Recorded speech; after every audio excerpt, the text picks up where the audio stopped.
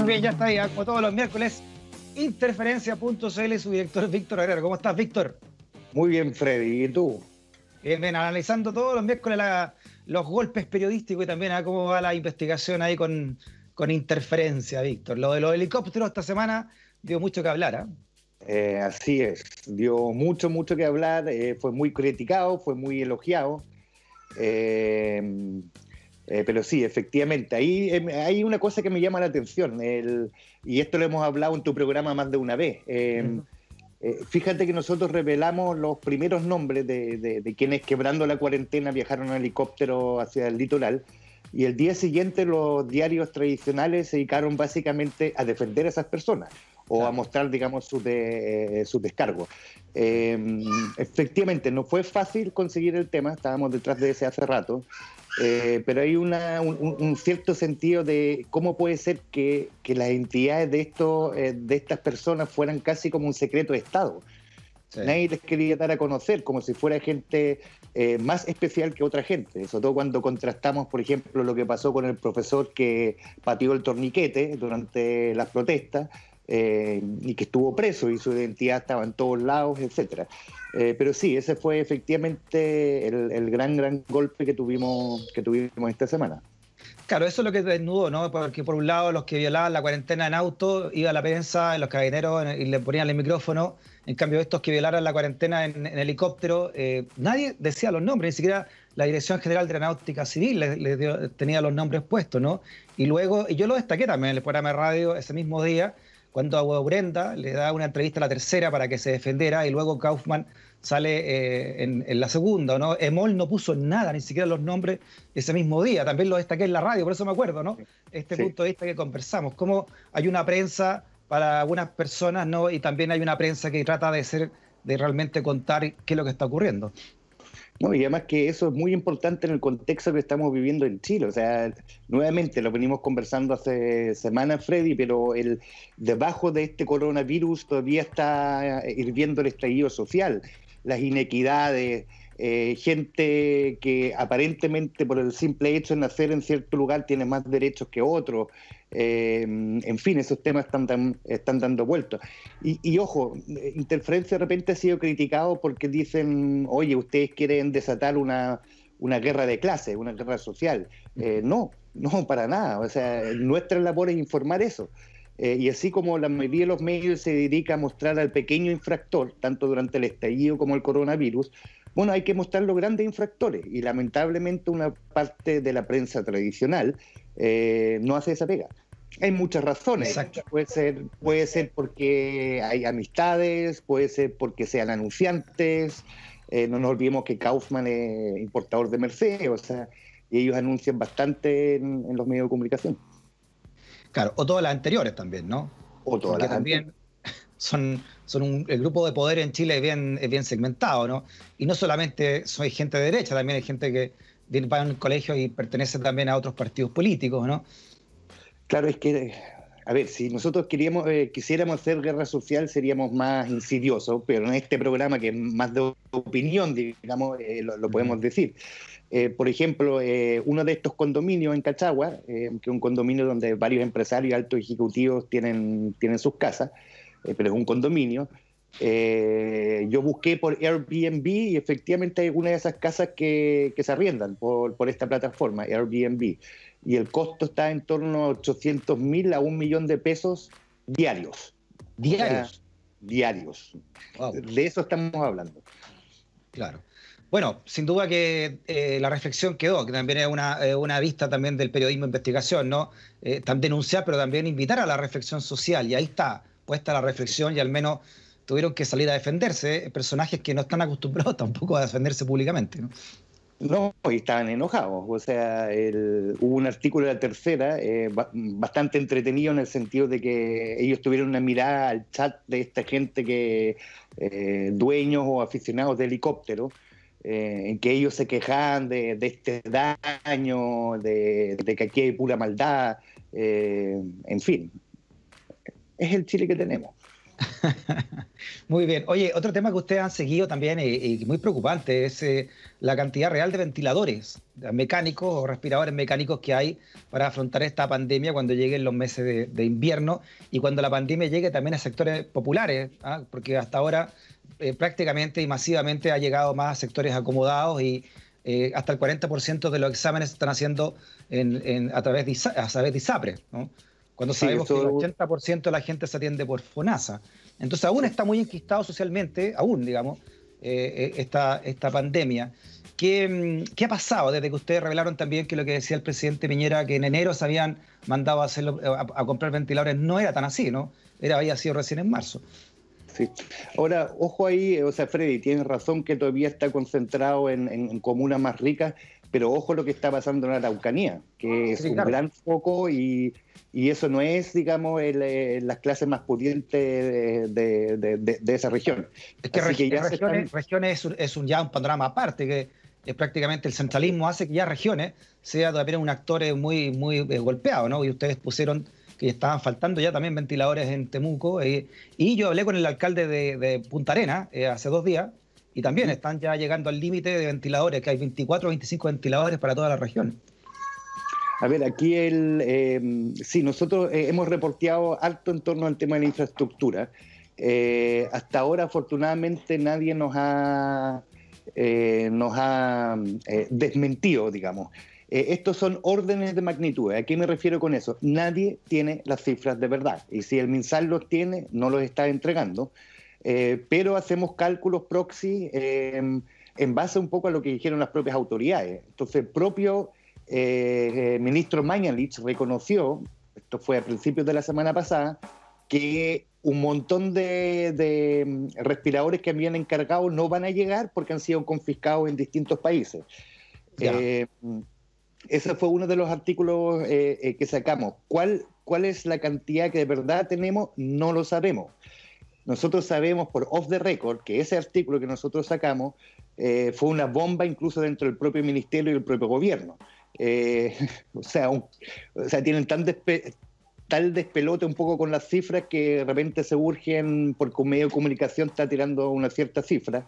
Y ojo, que el subsecretario de Redes Asistenciales no nos salió a desmentir, porque no puede, porque él sabe que es así. Ahora, internamente, y esto más un off the record, nos cuentan que en el fondo el gobierno está apostando a conseguir también ayuda, o sea, A, que los chinos donen más, y B, conseguir la ayuda del gran empresariado para que ellos compren también ventiladores, una suerte de relación público-privada, lo cual, desde mi punto de vista, es bastante lamentable porque esto debería ser una salud pública, o sea, y no depender de la voluntad o no de los gremios empresariales.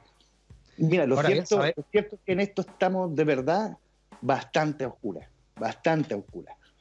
Oye, Víctor, además de estos grados de oscuridad, como tú dices, de las cifras reales, que también lo ha alegado harto el Colegio Médico, ¿no? Y lo sigue alegando el Colegio Médico, es que el mercado, entre comillas, de los ventiladores, hay que ver si realmente está funcionando, ¿no?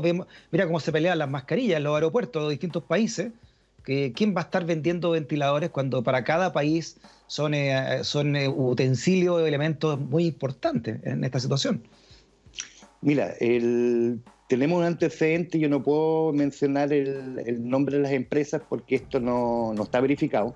Entonces dejémoslo de que hay indicios de lo siguiente.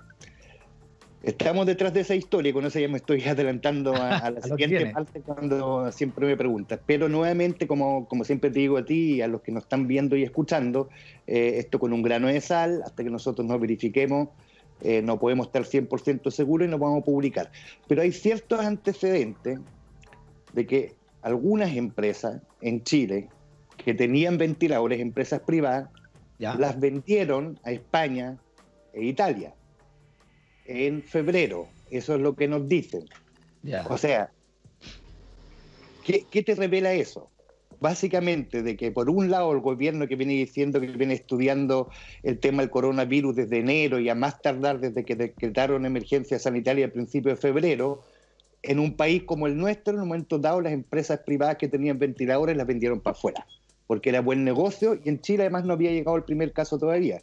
pero eso de alguna manera te demuestra el enorme despelote que existe en todo este sector.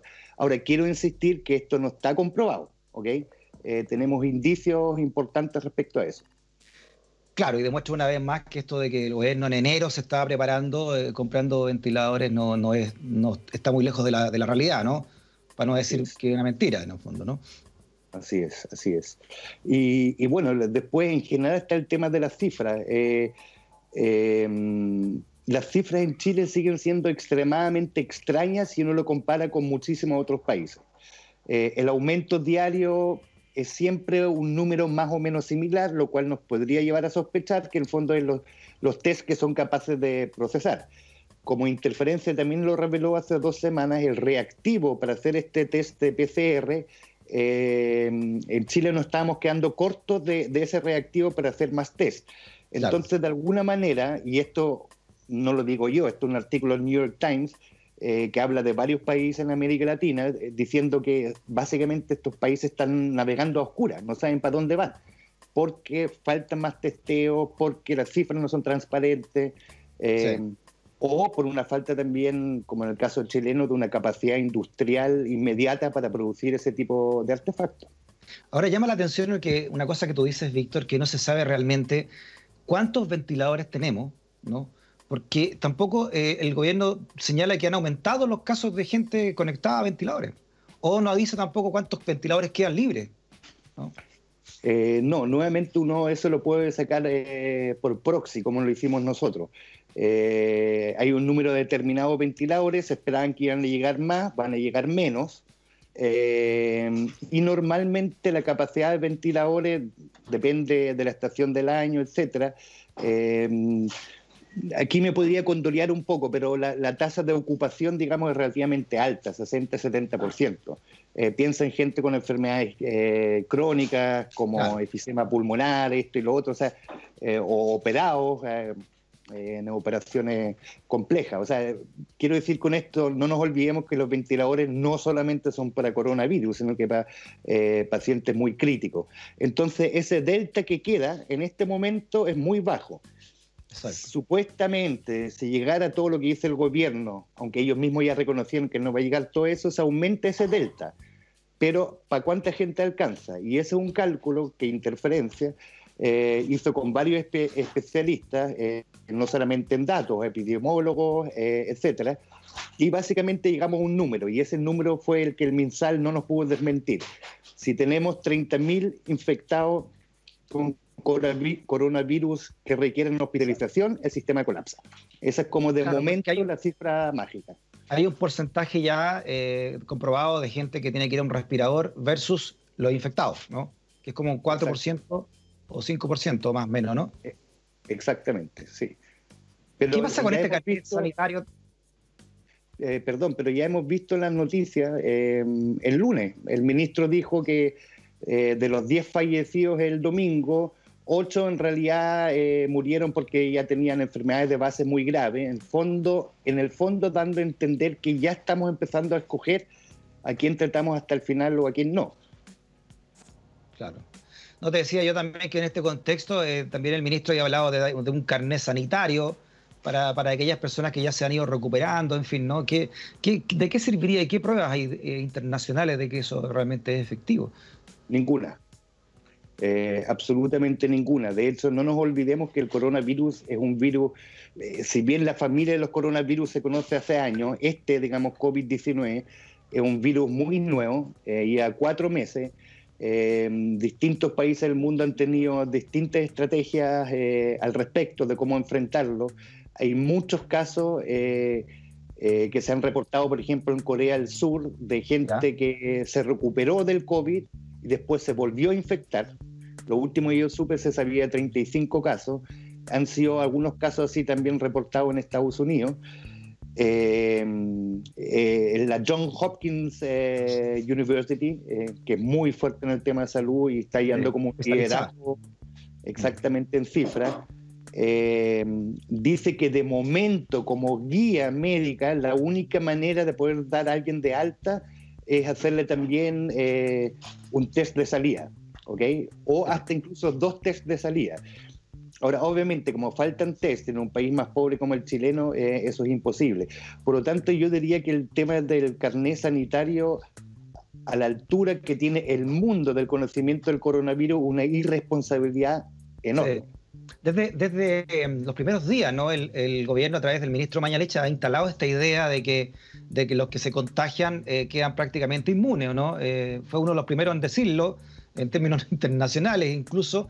Quizás también va de la mano de lo que dijo la subsecretaria Daza, de que todos nos íbamos a enfermar, pero la idea que fuera progresivamente, como tratando un poco de bajar el peso a los que dicen que una cuarentena es muy necesaria, ¿no? Claro, ahí hay dos cosas. Efectivamente, Mañalich al principio suscribió a lo que se llamó la teoría del rebaño. De la inglesa, ¿no? Que hubo 4 países básicamente que defendieron, cuyas autoridades apostaron tempranamente por eso, que fue Chile, Brasil de Bolsonaro, Inglaterra de Boris Johnson, que después se enfermó y lo pasó muy mal en la UCI, y Trump. ¿Okay? Que tenía esa teoría que se infecten todos, vamos a generar inmunidad y el pic se va a alcanzar rápido y después se va. Eso a todas luces ha sido un desastre. Y el propio Boris Johnson después echó pie atrás. Trump es un personaje aparte y Bolsonaro también, en el sentido, digamos, de cómo operan políticamente. Por lo tanto, esa teoría del rebaño, hoy en día los epidemiólogos y los expertos ya dicen no, con el coronavirus eso no funciona. Y a lo que apunta la subsecretaria Daza, es un poco la estrategia que ha aplicado Chile de cuarentenas parciales.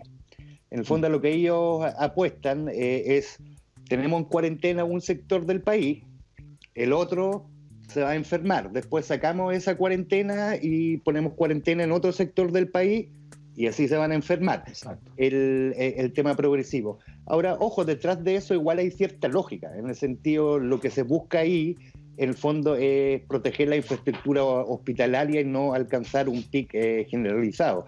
Ahora, no hay datos en el mundo que te digan que eso es una estrategia realmente efectiva. Hay casos muy específicos, Singapur, Hong Kong, pero ahí estamos hablando de ciudades, no de países. Sí. Oye, por último, lo otro ustedes que han investigado harto dentro de este contexto esta semana en Interferencia es cómo se está gastando la plata fiscal, ¿no? En medio de una completa necesidad de ahorrar o de desviar los recursos para la gente que lo requiere, ¿no? Y ahí tienen 12 artículos interesantes, lo que se está gastando Carabineros en reenchular estos elementos antidisturbios, ¿no? Y también lo que está haciendo el intendente Guevara. ¿Por qué no profundizamos en eso también, ¿no? Y estas cámaras de seguridad y esta plata que está gastando en seguridad el intendente de Santiago. A ver, así como yo decía que detrás de este coronavirus todavía está hirviendo el estallido social, en las autoridades también. Fijémonos que desde el primer día muchas de las medidas en el contexto del coronavirus han sido medidas de aumentar la seguridad, refuerzo policial, etcétera. O sea, ellos tienen muy claro que el estallido social no ha pasado. Acuérdate que lo primero que se hizo cuando hubo toque de queda, que pintaron la Plaza de la Dignidad o la Plaza Italia. En fin. Lo de Guevara apunta un poco a eso. Él lo que quiere crear es una suerte de mini pentágono. Y literalmente en el sótano de la Intendencia, donde haya como un centro de operaciones, de control que mire el tema de las cámaras, de los drones, etc. Un centro de vigilancia. Y para eso le está pidiendo la aprobación a los CORE de 7.000 millones de pesos. ¿Ok? 7.000 millones de pesos. Hace poco la Intendencia aprobó 9.000 millones de pesos para entregarle a todos los municipios de la región metropolitana para combatir el coronavirus. O sea, estamos hablando de que se está gastando casi lo mismo en un proyecto de seguridad ciudadana que en política de salud pública para el coronavirus dentro de las comunas de la región metropolitana. No sé si esas deberían ser las prioridades en este momento. El intendente se defiende y dice que esto lo quiere hacer en un plazo de 3 años, por lo tanto iría más allá de su propio mandato. Pero nuevamente, lo que dices tú, pones en relieve, bueno, ¿dónde están nuestras prioridades? Cuando tenemos que el gobierno está recortando gastos en educación, en programas sociales, justamente para centralizar ese gasto en la lucha contra el coronavirus, tenemos que al mismo tiempo se dedican a gastar una enormidad de plata en ese tipo de medidas que no parecen ser lo más urgente en este momento. Ni una lógica tiene, ¿no? Y habría que ver con cuál es la empresa que instalaría también esos equipos. Claro, todo eso hay que verlo. Y el tema de Carabineros, honestamente, nosotros de repente en nuestras reuniones de pauta, en Interferencia, decimos, ¿sabes qué? Paremos un poco con Carabineros. Carabineros es un hoyo negro de malversación de fondos, plata malgastada, corrupción. Es que cada vez que uno abre eso, salen miles de cosas y hay muchos artículos, mucha investigación que tenemos que estamos esperando un poco para que no parezca el diario anticarabinero, digamos, pero es impresionante, impresionante. Sí. ¿Qué es lo que es puntualmente esto del reenchulamiento de maquinaria o de antidisturbios, vehículos? Sí, claro. Yo creo que aprovechando la pausa del coronavirus, emitieron una orden de compra ahora hace poco, en abril creo que fue, por 400 millones de pesos para enchular básicamente los zorrillos y los guanacos. Enchular, reparar, ¿ok? Reparar todo eso que estuvieron dañados. Ahora, había un presupuesto anterior que venía del año anterior de 1.400 millones de pesos. Nosotros también tenemos información, todavía estamos chequeando y verificando, y ahí estamos hablando de varios millones de dólares en compra de equipamiento de represión por parte de Carabineros, solo solo entre enero, febrero y mediados de marzo, ¿ok? Nuevamente, a ver, no nos olvidemos, si Carabineros no es un Estado dentro de un Estado. Carabineros es una institución del Estado que se financia con los impuestos de todos los chilenos. Entonces, bueno, ¿de qué estamos hablando? Claro, se ve mal, ¿no? Ya habíamos visto cómo compraban aritos de perlas para una ceremonia de egresadas dentro de este contexto de pandemia.